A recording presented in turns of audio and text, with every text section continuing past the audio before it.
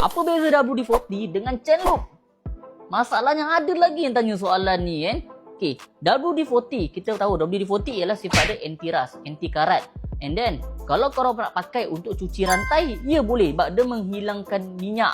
So kalau kau nak jadikan chain cleaner, tak ada masalah. Tu hilangkan karat, tak ada masalah. Tapi kalau kau nak jadikan dia sebagai lubricant, chain loop tak sesuai. Sebab apa? First, dia tak ada lubricant yang tinggi. Second, dia cepat kering.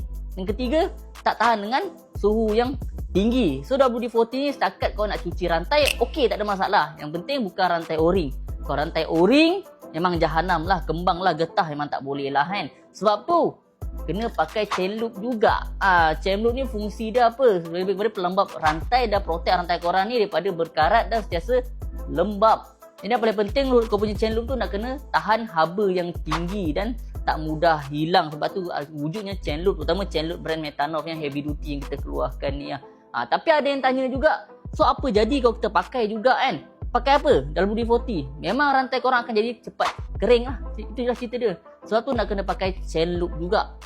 Tapi WD-40 ni pun ada chain loop juga. Cuma ni ramai yang tak tahu. WD-40 ni kebanyakan orang fikir ialah yang anti karat tu. Yang selalu kita pakai untuk cuci karat, spray dekat lubang kunci, bagai itu. Tapi sebenarnya WD-40 ada juga chain loop. Cuma chain loop dia ni kelihatan apa semua aku tak pastilah macam mana kan. Sebab tu jangan confuse, jangan main hentam je pakai. Kalau nak pakai chain loop, cari yang betul-betul chain loop. So contoh chain loop brand Metanov yang heavy duty yang kita keluarkan yang ramai orang pakai sekarang. So jangan confuse dah 2025 nak 2026 dah pun. Soalan macam tahun 2001. So untuk korang yang nak try chain loop heavy duty Metanov ni, boleh try. Tak ada masalah. Kita pun dah restock lagi sebenarnya. Thank you yang mana support kita. Korang memang terbaik. Alhamdulillah ramai yang puas hati. Thank you guys banyak.